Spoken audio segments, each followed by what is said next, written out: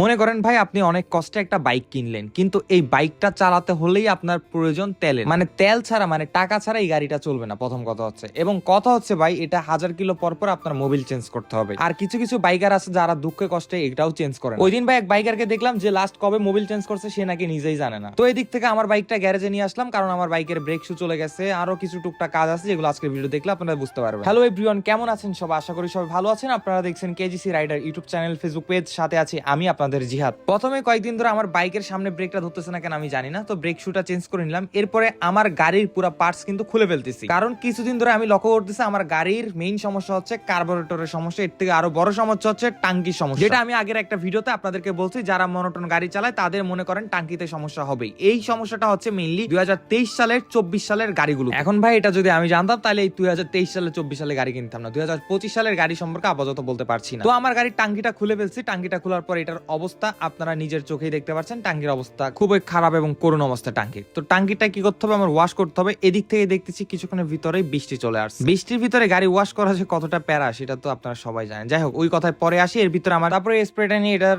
নাম সবাই জানেন। তো এটা দিয়ে আমি মেইনলি কার্বোরেটর ওয়াশ করার জন্য। তো এর ভিতরে দেখছি 2টা বেজে গেছে। চলে গেলাম খাবার খাওয়ার জন্য দুপুরে, যেহেতু দুপুরে খাবার এখনো খাইনি। চলে যাচ্ছি বাসায় দুপুরে খাবার খাওয়ার জন্য। তো খাবার খেয়ে আসার পর দেখি এখানে আমার টাঙ্কিটা ওয়াশ করা হচ্ছে, এবং টাঙ্কিটা ওয়াশ করার পর ভিতর থেকে এত পরিমাণ ময়লা পানি বের হচ্ছে, যেটা আপনারা আপনাদের মনোটন যাদের আছে তারা ওয়াশ করলে বুঝতে পারবেন যে এখানে ভিতরতে কি পরিমাণ ময়লা আসে। তারপরে এটার ভিতরে অকটেন দিয়ে ওয়াশ করা হয়। তারপরে কার্বোরেটর ওয়াশ করা হয়েছিল, এবং কার্বোরেটরটা কিন্তু সেট করা হচ্ছে বাইকের ভিতরে। তোর ভিতরে আমার মোটামুটি বাইকের কাজ সব কমপ্লিট। মোটামুটি বাইক চালা দেখলাম পুরো স্মুথ। তারপরে বাইকটা ওয়াশে দিলাম। তো আজকের মতো এই পর্যন্ত। সবাই ভালো থাকবেন, দেখা হচ্ছে নেক্সট কোনো ভিডিওতে। চাইলে KG Rider YouTube channel, Facebook page follow, subscribe করতে পারেন। Bye by.